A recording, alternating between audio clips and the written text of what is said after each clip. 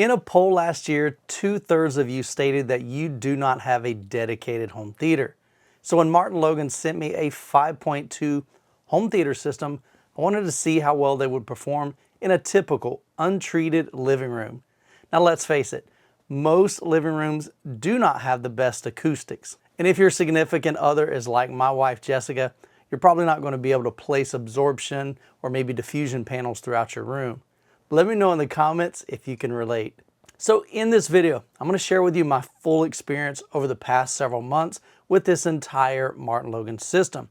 And as always, I'll have links to all the system speakers, subwoofers down in the description below. MartinLogan sent me a pair of the Motion XT F200 towers, the XT C100 center channel, a pair of the XT B100 bookshelf speakers for surrounds, a pair of the Speaker 25 stands, and a pair of Dynamo 1600X subwoofers. Now each speaker comes in either a gloss black, satin white, or a walnut finish. The Dynamo 16X subwoofers only come in black finish. Now this entire 5.2 system retails for just under $13,000 US. For this review, this 5.2 system was connected to my Denon AVR 4800H with no external amplification. Now in the past, I've always preferred black or wood finishes. Definitely have always loved like cherry and mahogany, but this time I opted to have MartinLogan send me the satin white since we have a lot of white elements in our living room and in our adjacent kitchen. Until now, I thought a white finish was only going to be complementary with a very modern living room. But as you can see here, these go equally well with even a traditional decor. Now I really love the styling of the two-tone satin white finish with the gray speaker grills. Now if these were in my theater room right here, I would keep the grills off as I enjoy seeing the drivers. But having a cat and a 1-year-old grandson, it's really best for me to keep the grills on. So can we leave the grills off? No. Okay. No. So you like the speaker grills on? Yeah. Even with the Kevlar? I don't know what a Kevlar is, but... I really like how MartinLogan chose to have the speaker grills the shape of the drivers. Now this is super cool. Typically, speaker grills cover the entire front baffle, and that really hides the speaker. But having only the drivers covered, to me it allows the design of the speaker cabinet to be highlighted and serves as a focal point in the room. Each of those grills are removable, however they are not magnetic. The speakers all feel solid and seem to be well braced internally. The fast outrigger feet on the F200s are adjustable and allow for easy leveling of your speakers. Simply turn the knob to raise or lower the feet with precision. You'll notice the top of each speaker is angled. This is more than just aesthetics. It actually helps reduce internal resonances within the speaker cabinet. Now, although you will rarely see them, I actually like that MartinLogan chose to include high-grade dual binding posts on each of the speakers in this series. Now, not only do they look cool, it provides a much more premium look and feel to them. Now, when I first set up the F200 towers in my living room, I had the Klipsch RF7 version 3s, which I've owned now and enjoyed for the past 6 years. The first thing I immediately noticed from the F200s over the RF7 3s was the improvement in the mid-range. Vocals are more pronounced and forward sounding. Now this likely has a lot to do with the F200s having a dedicated mid-range driver and a 3-way crossover design. Another thing I noticed was the top end was smoother. Although the RF7 3s are much smoother and more refined than the original RF7s, they still are a brighter sounding speaker compared to many other brands. Now there's a lot of my audience that enjoy the clarity and detail of the RF7 series, while others feel they're like nails on a chalkboard because they're just too bright for your taste. And what I love about the F200s is the folded motion tweeter on the F200s maintains all of the clarity and all the detail that I've really enjoyed from Klipsch over the years, but it offers a smoother top end, which is much more pleasing to the ears. After spending a few weeks with the F200s, I felt that they offered everything that I loved about the RF7 3s with the added benefit of having a much better mid-range, a smoother top end, And let's face it, they just match a lot better with our decor. So I made a dedicated video going into more detail on why I chose to sell my RF7 IIIs and upgrade to the F200s in my 2-channel setup. So I'll leave a link for that video down in the description below. Now my living room is approximately 15 foot by 25 foot with 12-foot ceiling, and that's open to the dining room, kitchen, as well as a breakfast nook. So this is a large space to fill, especially for dual 15-inch subwoofers. But the Dynamo 1600s did a great job of filling in the lower octaves during both music as well as movies. Now, although they're not able to pressurize this massive space, they did provide solid tactile response in my couch, and then that permeated through the rest of my body. Now, fortunately, my living room has laminate flooring, which does help reinforce the bass response and provide more tactile response than, say, if I were to have carpet on maybe a concrete slab. But with the hardwood floor, during bass-heavy scenes like Fury, I did notice that the subs would actually kind of walk a little bit. The 1600X weighs 60 pounds each, but there's so much excursion from those woofers that it causes the subs to slowly move across my floor. So placing a remote on the top, you can see just how much the subwoofer cabinet vibrates during heavy bass scenes. Tapping on the cabinet, they do sound a bit hollow and likely could benefit from additional internal bracing.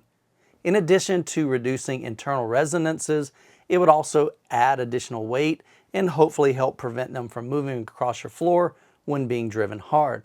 Now, if you have carpet, you can remove the rubber feet to reveal the pre-installed spikes. Using spikes on carpet would prevent the subs from moving. The 1600X are shipped as down-firing subs, but they can easily be configured to be a front-firing sub if so desired. Simply remove the rubber feet, unscrew the spikes, and then reattach the plastic feet to the rear of the subwoofer. Now you have a front-firing subwoofer, and you can attach the included grille to protect the driver. Now the movie Fury gave these subwoofers a workout, but they handled the high excursion and deep frequencies without really any sign of strain or distortion. Now, one really cool feature of the X series subwoofers is the subwoofer control app. Opening up the app, you can see the 2 subs listed here. Once you click on the sub that you want to adjust, the top of the home page provides 3 presets.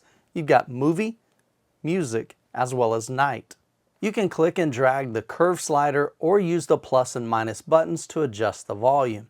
Now, unfortunately, you cannot pair those 2 subs together and increase the volumes at the same time.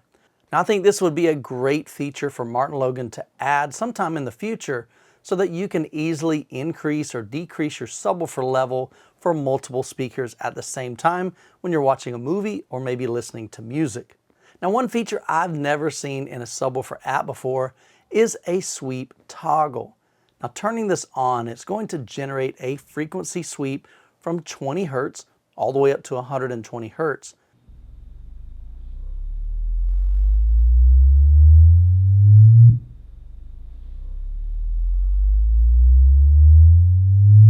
Now, this is a super helpful tool to help you locate any rattles in your room.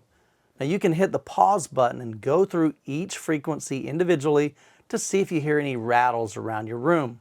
So using this tool, I was able to locate a rattle in the adjacent room in my home office. My door actually rattles, some of the hardware in there rattles at 27 Hertz.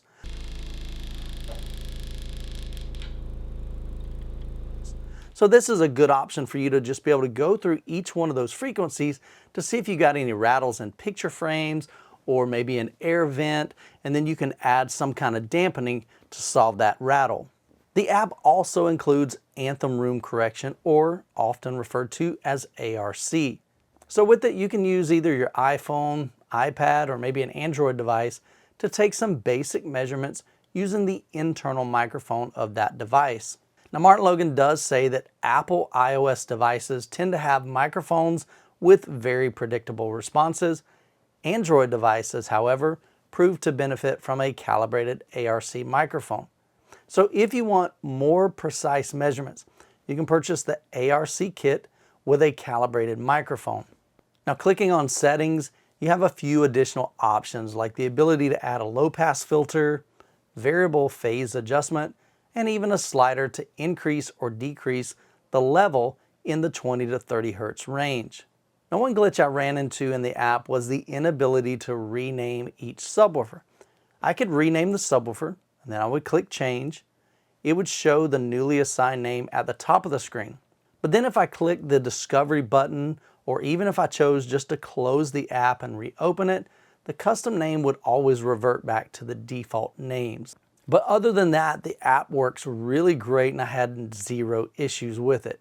Now, once everything was set up and dialed in with ARC, it was time to enjoy some content.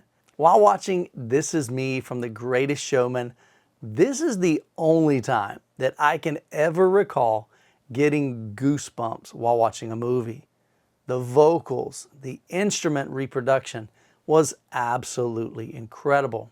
And I love how pronounced and clear and forward that the vocals are. Vocals tend to stand out and they never get lost in the mix.